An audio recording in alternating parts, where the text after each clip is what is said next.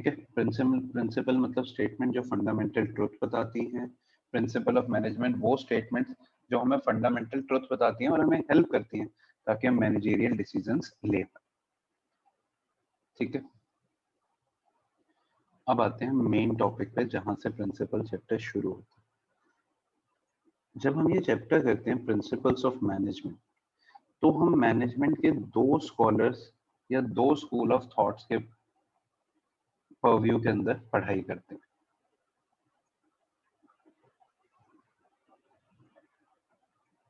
देखो जी, एक स्कूल ऑफ थॉट है सर हेनरी फ्योल का,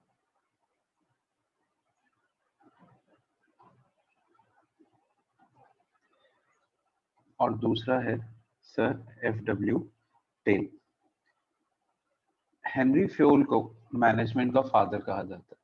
ही is regarded as father of management. इन्होंने मैनेजमेंट की फील्ड में काफी सारे कॉन्ट्रीब्यूशंस करे और इन्हें कहा जाता है फादर ऑफ साइंटिफिक मैनेजमेंट।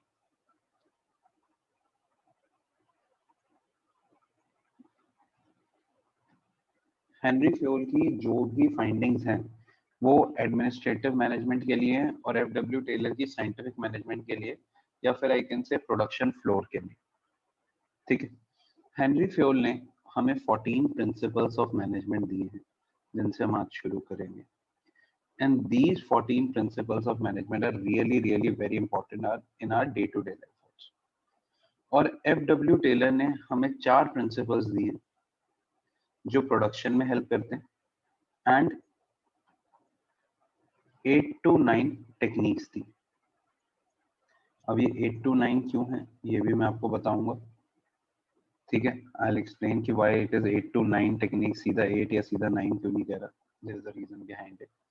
क्योंकि कुछ एक टेक्निक है, जैसे कई लोग टेक्निक मानते हैं, कई लोग इसे बस एक एक्सट्रैक्ट मानते हैं, तो I will clarify that later. But हम अभी शुरू करेंगे हेनरी फ्योल के principles. Principles of management by Sir Henry Fay.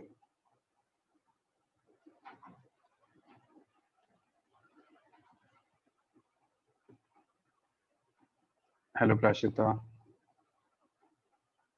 Hello sir. Prashita, थोड़ा सा मैं पिछली क्लास का रिवाइज कराते हुए चल रहा हूँ, ठीक है? Okay sir. सबसे पहले क्लास का हुई सर लिस्ट है। हम जो प्रिंसिपल्स ऑफ मैनेजमेंट कर principles of management given by Henry Fayol जो हैं, दे आर ओ दादू सी सर्कस। ओ दादू सी सर्कस। तो ये 14 प्रिंसिपल्स हैं, हम एक एक करके इनके नाम करते हैं। ओ से आता है प्रिंसिपल ऑफ ऑर्डर, डी से division of work,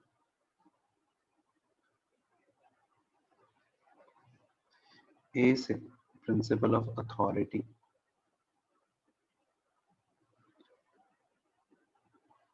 and responsibility, B से डिसिप्लिन, यू से यूनिटी ऑफ कमांड, एस से stability of tenure,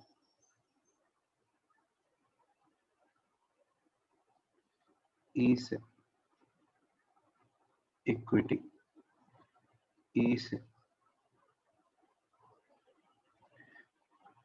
aspirate de corps, S से स्केलर जी, आई से इनिशिएटिव, आर से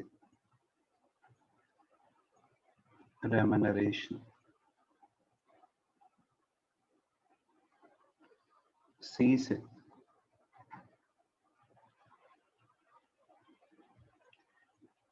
centralization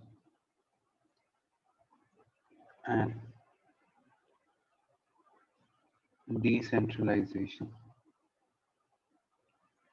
use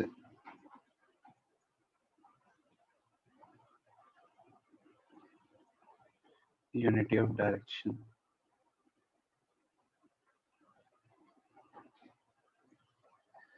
S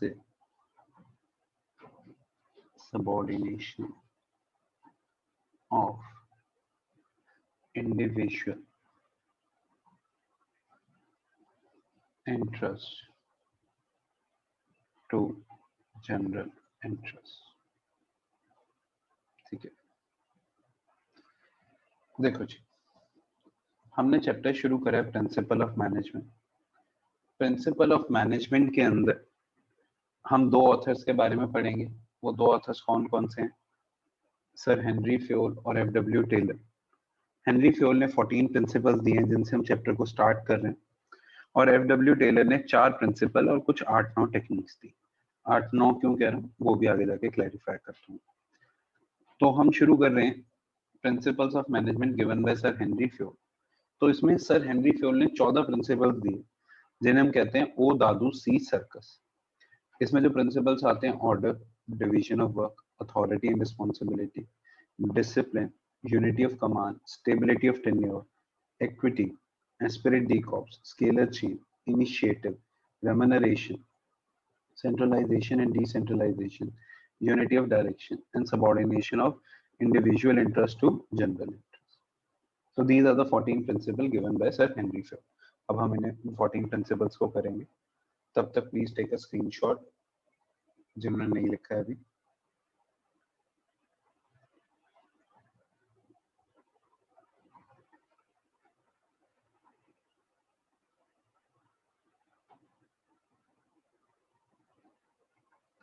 Screenshot taken. Yes, sir.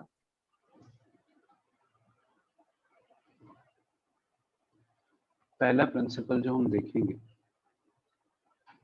Order नहीं होगा, वो होगा प्रिंसिपल ऑफ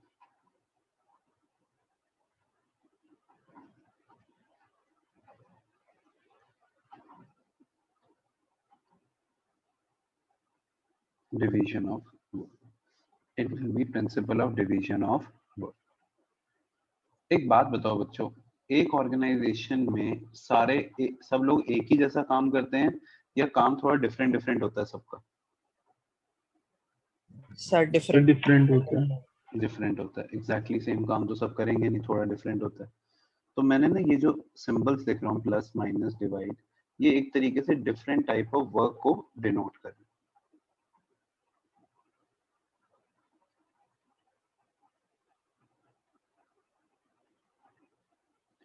ठीक है, तो मैनेजर को क्या करना पड़ता है?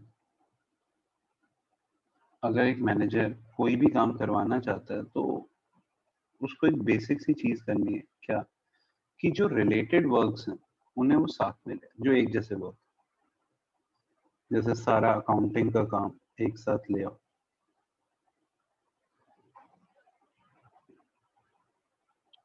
सारा टैक्सेशन का काम एक साथ ले आओ, सारा मार्केटिंग का काम एक साथ ले आओ,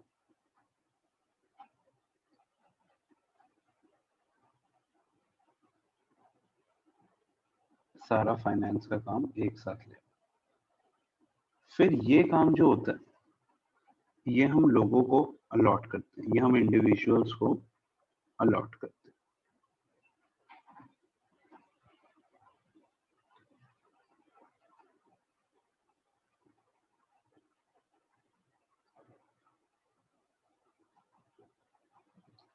Good morning, Brenda. Good morning, sir. But don't feel lost out. You haven't missed anything yet. We have started with only first principle, that is principle of division of work. ठीक है, मैं आपको हल्का सा ओवरव्यू दे देता हूँ। हमने principle of management chapter शुरू करा। प्रिंसिपल ऑफ मैनेजमेंट के अंदर दो ऑथर्स हैं, sir Henry Fayol and sir FW. Taylor. हम हेनरी फ्योल के 14 प्रिंसिपल्स और एफ.डब्ल्यू. टेलर के 4 प्रिंसिपल्स एंड 8-9 टेक्निक्स पढ़ेंगे। हमने सर हेनरी फ्योल के सारे प्रिंसिपल्स का नाम लिखा एक एक्रोनिम के साथ, ताकि हमारे को ये प्रिंसिपल्स याद रहे. I'll request you to take a screenshot so that you can write at the later stage.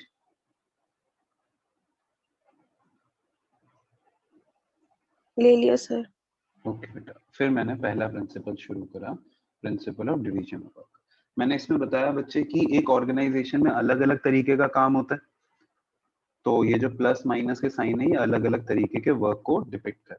ठीक है, फिर हम क्या करते हैं कि सारे काम जो एक जैसे होते हैं उन्हें एक साथ ग्रुप कर देते हैं, कि सारा अकाउंटिंग से रिलेटेड काम एक तरफ, सारा मार्केटिंग से रिलेटेड काम एक तरफ, सारा प्रोडक्शन से रिलेटेड काम एक तरफ, सारा फाइनेंस से रिलेटेड काम एक तरफ. फिर वो काम हम लोगों को अलॉट करते हैं, ये जो जॉब्स होती हैं हम लोगों को देते हैं. अब ये जॉब्स हम लोगों को कैसे देते हैं? On the basis of SQCE, on the basis of SQCE. किसी को पता है बच्चे SQCE क्या होता है? Skill, qualification, capability, experience. बहुत बढ़िया बेटा, skill, qualification, capability, experience.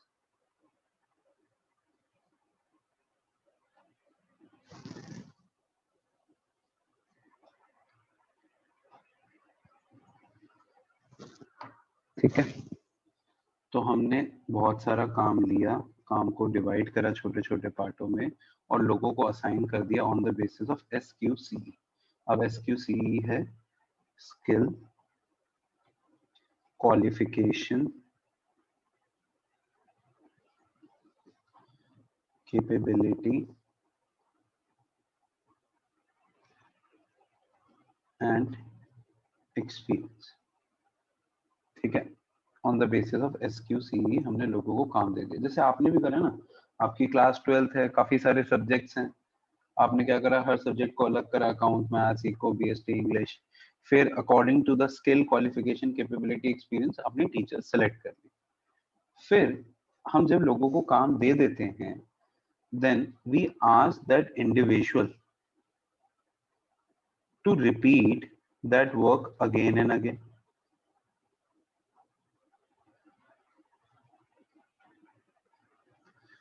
We ask that individual to repeat the work again and again.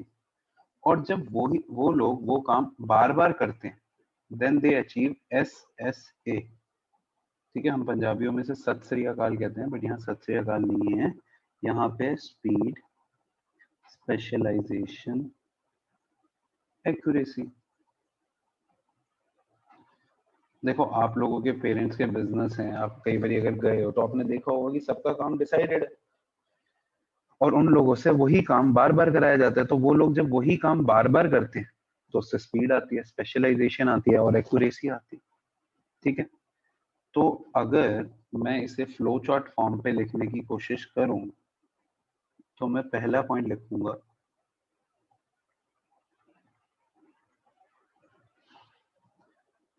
Fuel said that work of all kind, whether technical or managerial,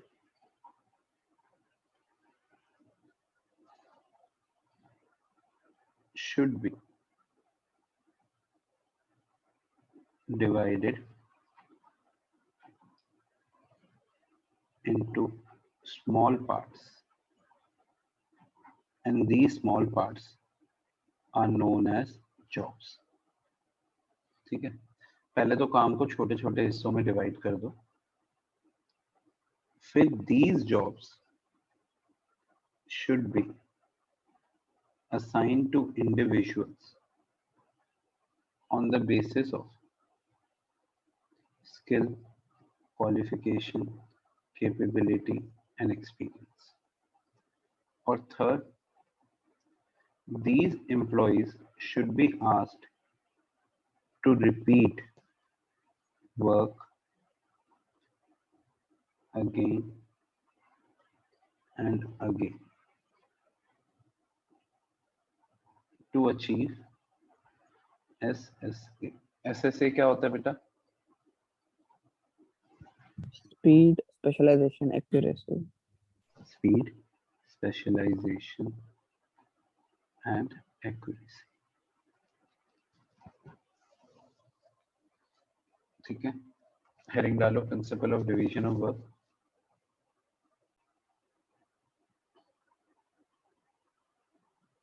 principle of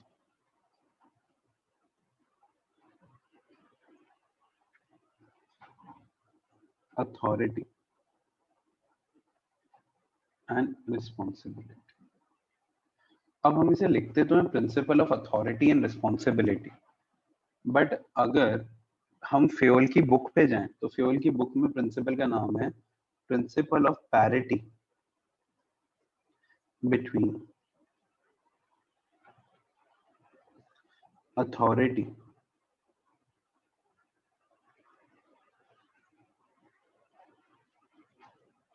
and responsibility. ठीक है, parity का मतलब होता है balance. ठीक है, यानी कि या फिर इक्वालिटी. पैरिटी तुमने वर्ड कम सुना होता है, बट डिस्पैरिटी सुना होता है. डिस्पैरिटी होता है इम्बैलेंस, तो पैरिटी होता है बैलेंस. पैरिटी से ही डिस्पैरिटी बनता है. अथॉरिटी का मतलब क्या होता है, किसी को पता है? So power to take decision. बिल्कुल सर. अथॉरिटी मीन्स पावर और राइट टू टेक डिसीजन. ठीक है, रिस्पॉन्सिबिलिटी का मतलब होता है ड्यूटी और ऑब्लिगेशन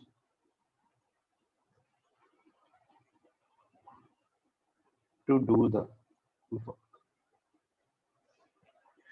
इट मीन्स ड्यूटी और obligation to do the work. अब फ्योल ने क्या कहा? फ्योल से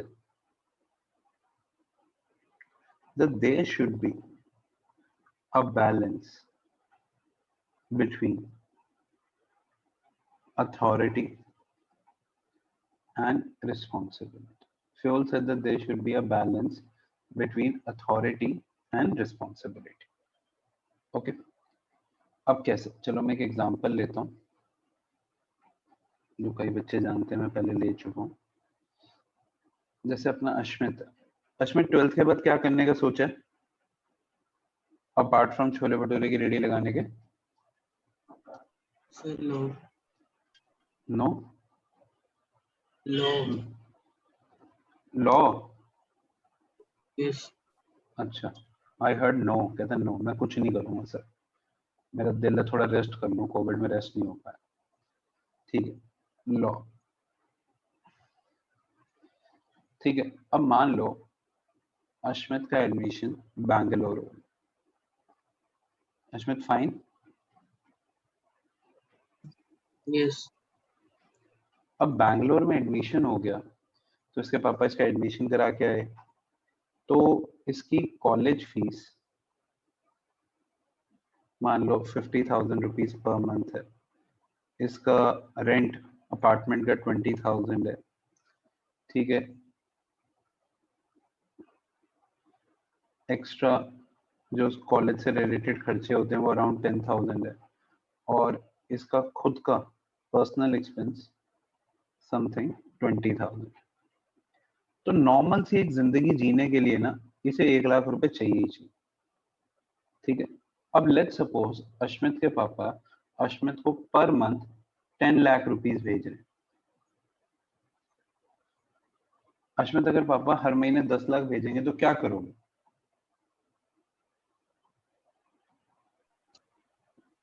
उड़ाऊंगा.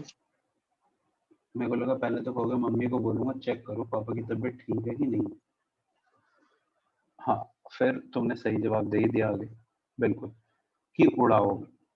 ठीक है, कोई नौटंकी नहीं, कुछ नहीं, कोई फॉर्मल दिखावे वाला जवाब नहीं. नहीं sir, I spend 1 lakh and save 9 lakh. ऐसा कुछ नहीं, बिल्कुल परम सत्य कि अथॉरिटी अगर रिस्पॉन्सिबिलिटी से ज्यादा है, मतलब पैसे इतने ज्यादा भेजे जा रहे हैं, तो फिर क्या हो रहा है? पार्टी हो रही है. ठीक है, मजे करेगा लड़का, ऑब्वियस सी बात है. ठीक है, बट औकात पे वापस आते हैं. अगर पापा 20,000 रुपए महीना भेज रहे हैं फिर क्या करो?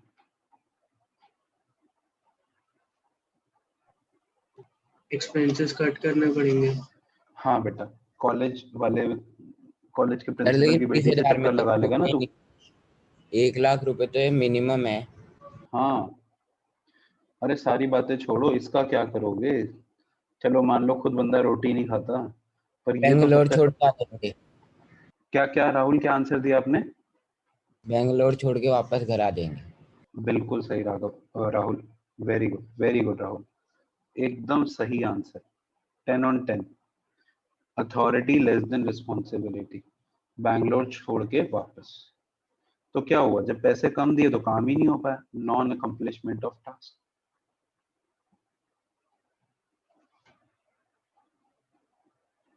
जब ज्यादा दिया तो मिसयूज, कम दिया तो भैया काम ही नहीं हुआ।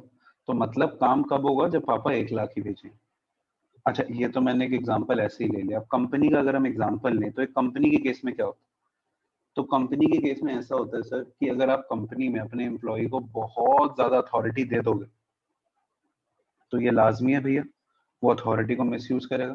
तुम्हारे पापा की दुकान है, तुम अपने एम्प्लॉय को उठा के सारी गल्ले की चाबी सब कुछ सारी चीजें दे दोगे, तो फिर भैया बाद में तो रोने का कोई फायदा ही नहीं है, चोरी चकारी करेगा, मिसयूज करेगा। ठीक है, और अगर तुम उसे काम दे रहे हो पर अथॉरिटी ही नहीं दे रहे तो वो काम भी नहीं कर पाएगा। तुमने उसे कहा कि भैया जाओ बाहर से जाके ना ऑर्डर लेके आओ, पर बाहर जाने के लिए उसे पैसे ही नहीं दिए कि वो जाए कैसे। ठीक है, या तुम उसे कह रहे हो प्रिंट आउट निकाल आओ, पर शीट्स ही नहीं दे रहे, तो अब हाथों पे प्रिंट आउट तो नहीं निकालेगा ना।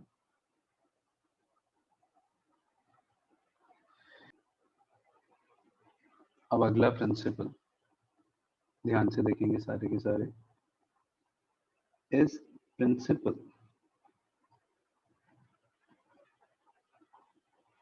Of unity of command.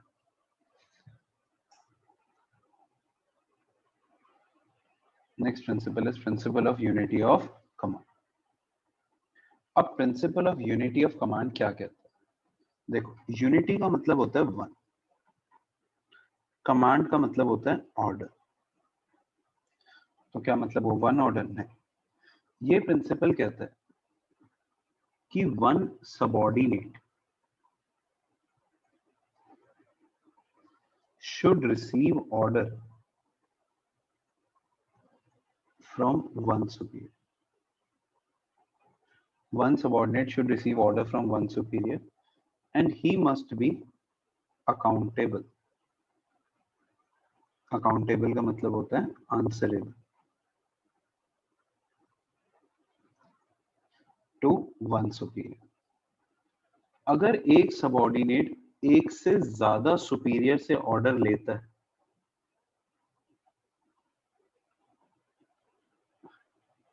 जैसे मान लो तुम अकाउंट्स 2 टीचर से पढ़ रहे हो, 2 टीचर लगा दिया तुमने, तो ठीक है, एक अजय सर एक विजय सर। अब 2 टीचरों से अगर तुम ट्यूशन लगवाओगे तो क्या होगा बताओ, क्या कॉन्सिक्वेंस होगा उसका? सर 1 घंटा एक्स्ट्रा पढ़ना पड़ेगा।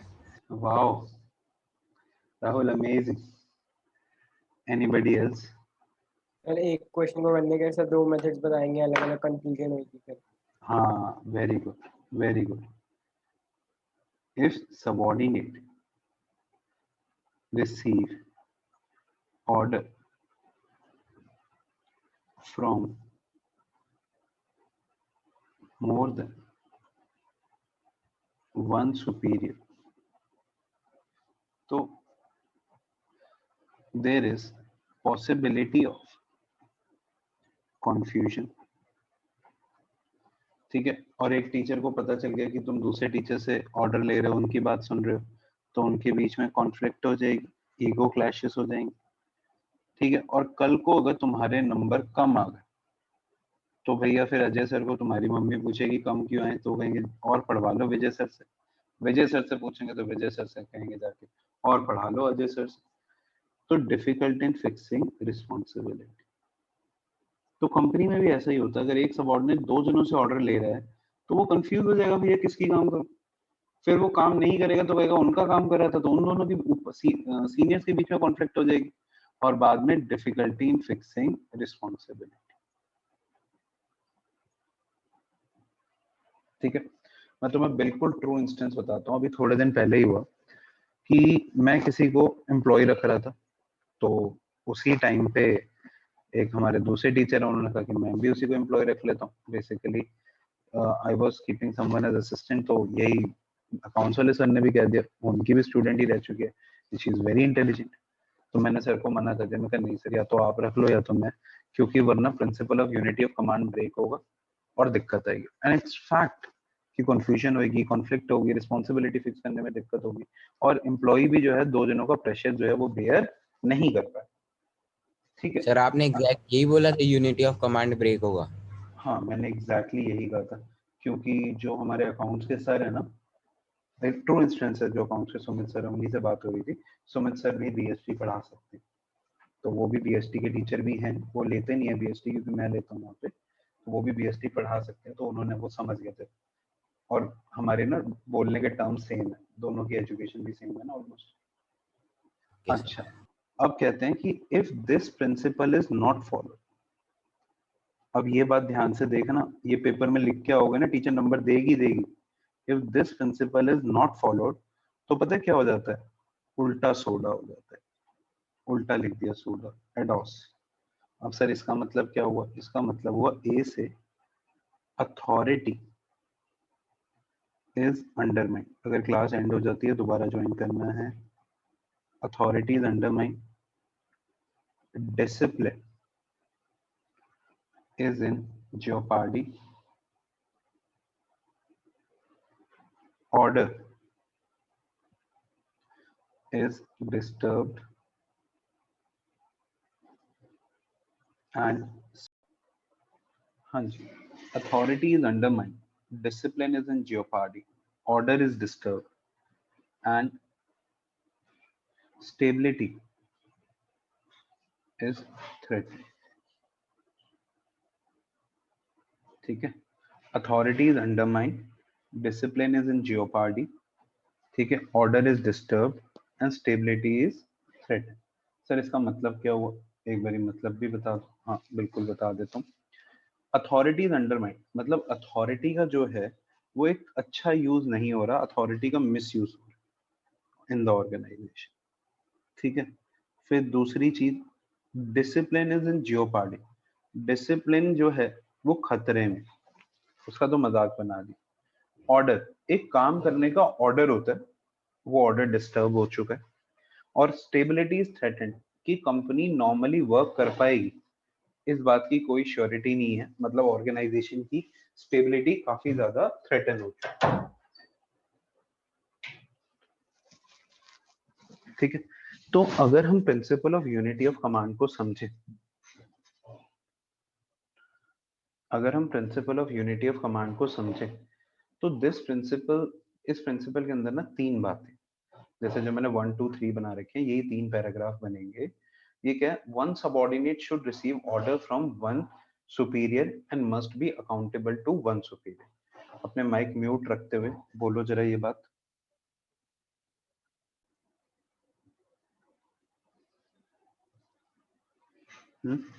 Anybody? The What rules does and discipline? regulation. Rules को फॉलो करना। रूल्स को फॉलो करना, बिल्कुल ठीक। Discipline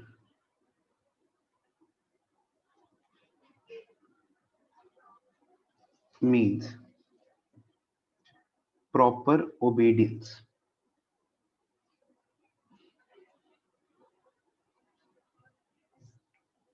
of organizational rules and agreements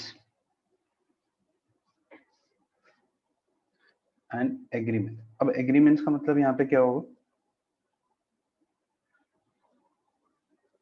anybody?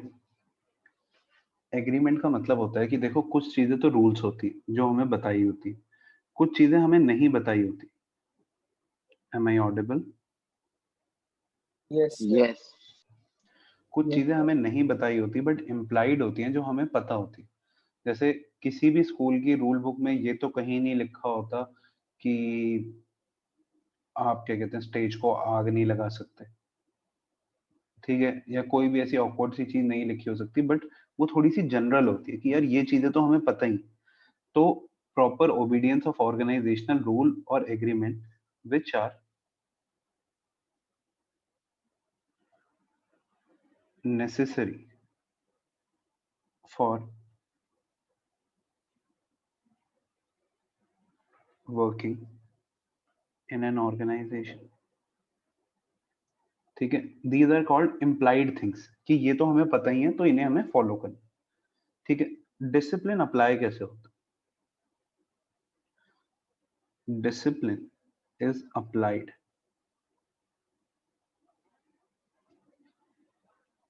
Through clear and fair agreement between superior and subordinate, कि superior और subordinate, ठीक है, जब मिलके क्या कहते हैं डिसाइड कर लें चीजें तो उस चीज से डिसिप्लिन अप्लाई होता है। एक तो बात हुई ये, और दूसरी बात हुई through judicious application of penalty.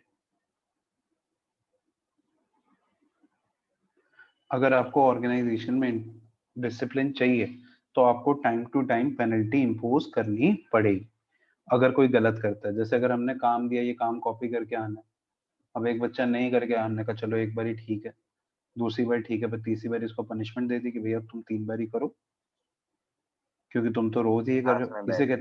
इसे कहते हैं जुडिशियस एप्लीकेशन ऑफ पेनल्टी, कि एक आधे मौके दो बट उसके बाद अगर ये कंटिन्यूड होता है then you should take firm decision and stern action. Fuel said that discipline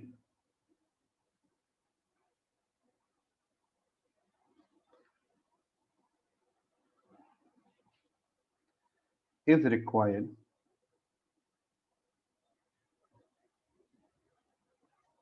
from both management and worker। जैसे ऑर्गेनाइजेशन में जो मैनेजर है वो तो काम कराते कराते पनीर सालसा रैप खा रहा है और एम्प्लॉयज को कह रहा है कि नहीं भैया क्या कहते हैं वर्क स्टेशन पे कोई कुछ खाएगा पिएगा नहीं, अलाउड नहीं है, तो दोनों के पार्ट पे चाहिए। अब जो मैं अगली चीज लिख रहा हूँ ना ये बहुत ज्यादा इंपॉर्टेंट है फॉर केस स्टडीज, ठीक है, बहुत ही ज्यादा इंपॉर्टेंट है फॉर केस स्टडीज। देखो अगर एक ऑर्गेनाइजेशन का हार्ड टाइम चल रहा है, in hard times worker should work extra, ठीक है, and if management has committed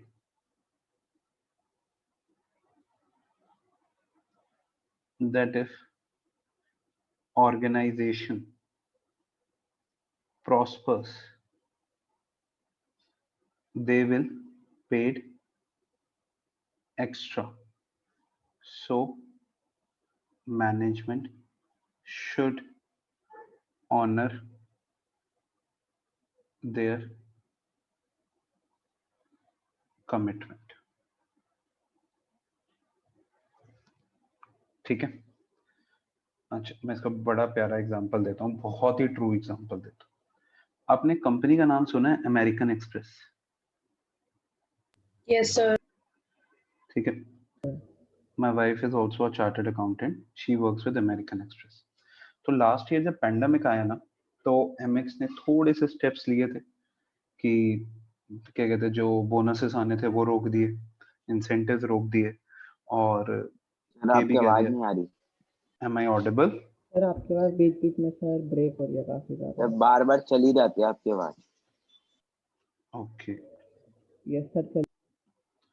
अब ये जो नेक्स्ट प्रिंसिपल है ना, प्रिंसिपल ऑफ ऑर्डर, मैं इसे कहता हूँ मम्मास प्रिंसिपल।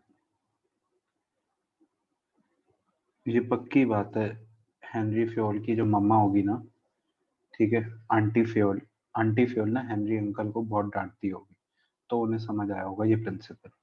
जैसे तुम्हारे घर में तुम्हारी मम्मी कहती है ना, जो चीज जहां से उठाओ उसे वहीं रखो।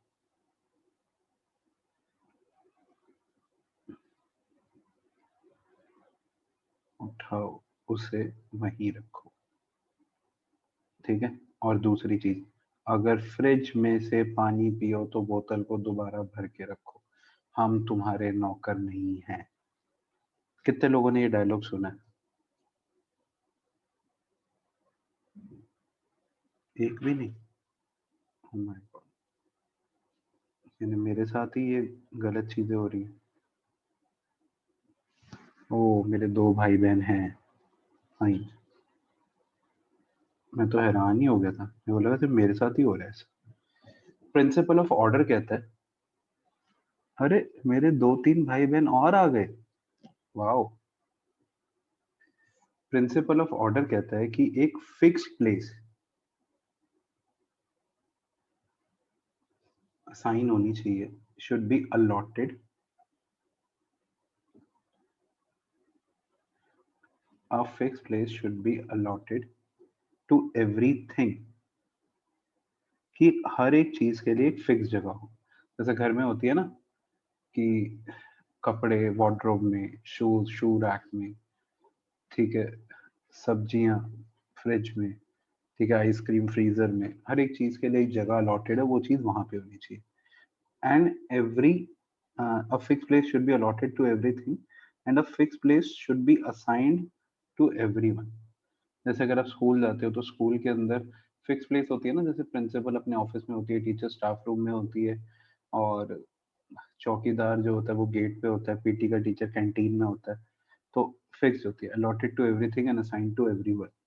सॉरी, पीटी का टीचर ग्राउंड में होता है, हमारे वाला कैंटीन में होता था। एंड एवरीथिंग और everyone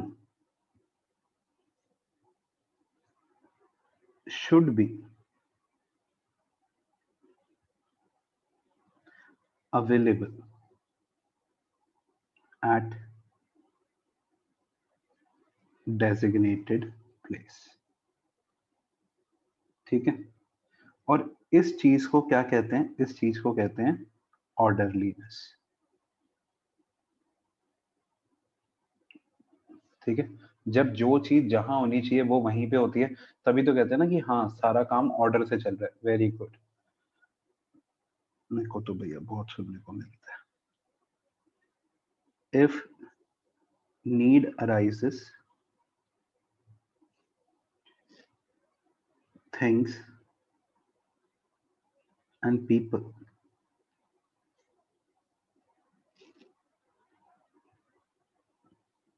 should be,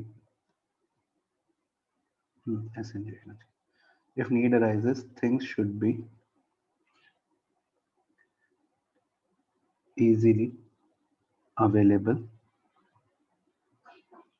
and people should be easily communicated,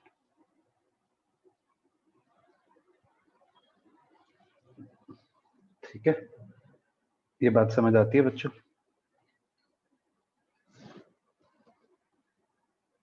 एक काम करो, इसका स्क्रीनशॉट ले लो।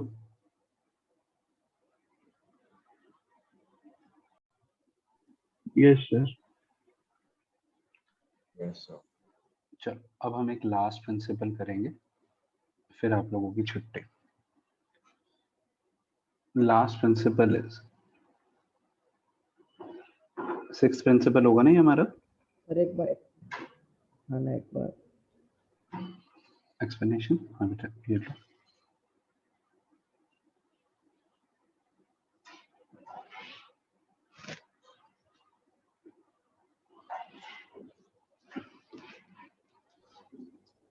सर ठीक है सर, कर लिया।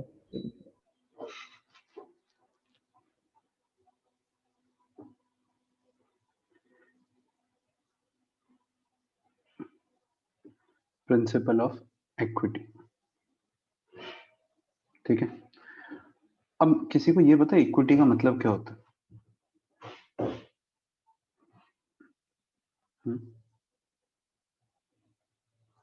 Anybody want to give a try? जो भी नॉलेज Owner. होता। हाँ जी, सर Owner. कैपिटल। नहीं, कैपिटल की बात नहीं कर रहा। इक्विटी मतलब इक्वालिटी, भेदभाव नहीं। बट इक्वालिटी से ना इक्विटी बड़ा होता है। इक्विटी का मतलब होता है सबको एक फेयर ट्रीटमेंट देना। ठीक है, कैसे?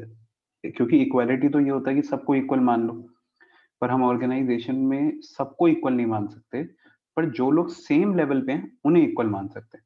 अब प्रिंसिपल और पीएन को तो सेम ट्रीटमेंट नहीं दे सकते ना, पर ये जरूर कर सकते हैं कि 2 प्रिंसिपल्स को सेम ट्रीटमेंट दिया जाए और 2 पीएन्स को सेम ट्रीटमेंट दिया जाए। तो principal of equity says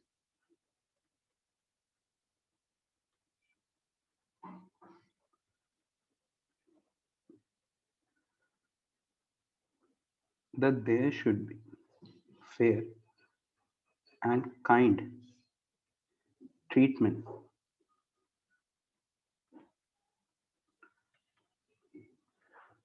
and behavior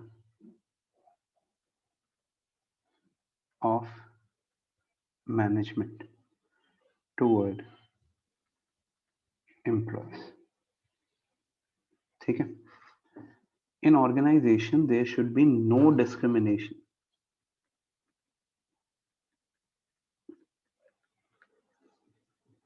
on the basis of gender, religion, region, color, cast.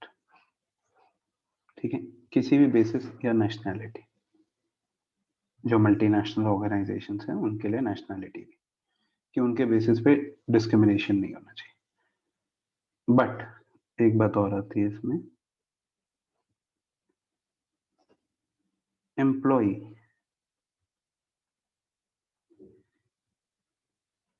Should be rewarded on basis of merit. अब देखो, आप कह रहे हो कि अब दोनों एम्प्लॉयज को इक्वली ट्रीट करोगे सबको। अब जैसे अगर मैं किसी इंस्टीट्यूट में पढ़ा रहा हूँ, ठीक है, अब मैं भी 12th का टीचर हूँ, एक दूसरा भी 12th का टीचर है। मेरे पास अगर मान लो 50 स्टूडेंट्स हैं और उनके पास 20 स्टूडेंट्स हैं, तो ये थोड़ी कि दोनों को सेम पे दे दोगे आप। ठीक है, तो फिर मेरे साथ गलत हो जाएगा, या फिर उनके पास ज्यादा टीचर है, स्टूडेंट्स हैं, मेरे पास कम है, तो मेरे साथ गलत हो जाएगा। तो employee should be rewarded on the basis of merit. And जो एम्प्लॉयज लेजी हो, ठीक है, they should be treated sternly. Lazy employees should be treated sternly। यानी वो काम नहीं कर रहा, वो खाली बैठा हुआ, उसे तुम कुछ नहीं कर रहे, क्यों? क्योंकि हम उसे भी कुछ नहीं कर रहे। नहीं, तो जो अच्छा काम करे उसे रिवॉर्ड करो, जो गलत काम करे उसे डांटो। ठीक है, this is principle of equity. Please take a screenshot.